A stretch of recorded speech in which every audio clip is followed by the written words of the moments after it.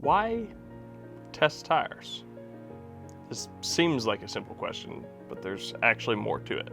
The goal, the thing that we actually want to know, is what tires perform the best. But what about for you specifically?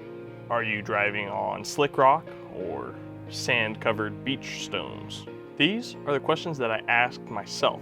I looked around for answers, but finding somebody using a certain tire in a specific situation is difficult at best, and the results are highly subjective. So I sought to answer these questions for myself, and that turned out to be a lot easier said than done, which is probably why no one's done it before. We want to measure the performance of a tire.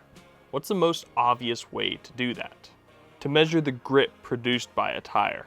So I put together a rig to do just that. The base for this is just a simple kitchen scale. This one that I have measures from the feet rather than the face, so making a jig to actually hold it was pretty simple. I could basically grab it wherever I needed as long as I avoided these feet themselves. So I designed and 3D printed this stand for it. This stand keeps those feet accessible by just holding on to the sides of the scale. I then created this lever system that pushes on these feet, and the other end here gets attached to the test truck. So when our truck drives forward, that arm pushes on the feet of the scale, and that tells us exactly how hard the truck is pulling.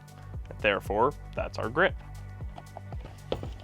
This setup works really well, and I've been using it for a while. Overall, it gets the job done, but it does have some shortcomings. These shortcomings are all surrounding static friction. This scale I use is actually really cool for the fact that it shows essentially live data on the screen.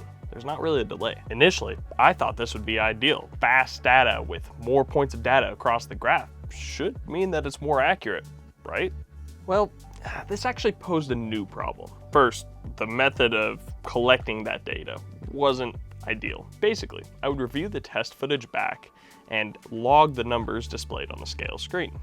Seems simple enough, but the real problem with that is that I can't log all of that data, so I have to take just a few snippets of that, kind of defeating the purpose in the first place. On top of that, there's a human error component of that. I'm not perfect. Also, you remember how I said the scale was super fast? Well, the display itself isn't, so you would actually get multiple readings displayed on the screen at the same time, skewing the data or making it unreadable altogether. So I need a new data collection method. The scale works well to actually read the data, and digital scales use load cells to measure that force. So I just decided to cut out the middleman and order some load cells. But we're not quite done. We still need a way to read and view and, log the data. So to view the data, I've got a decision to make. The load cell spits out random numbers that get calibrated and then converted into an actual force measurement. But this really isn't the most ideal way to actually look at the data. So I'm gonna make these readings super easy to read on a nice, fancy, full color graph. Of course, that's not complicated enough. So I'm going to generate that graph live and display it over other data and log that data for use later. Yeah, I may have overcomplicated this part. This process involved custom programming a Raspberry Pi, which was purchased before the insane inflation that hit these things lately. Let's just say this took me a lot of time. And I mean a lot of time. And I took this project way further than it needed to go. But finally, we have results. This is the real meat and potatoes of the project. So I want to make sure the data is as good as it can be, which is why I felt the need to change the system again. I have a good reason though. Let me explain. To explain, we're gonna have to get a little bit more scientific. Let's take a look at how friction, or our force of friction, can actually be calculated.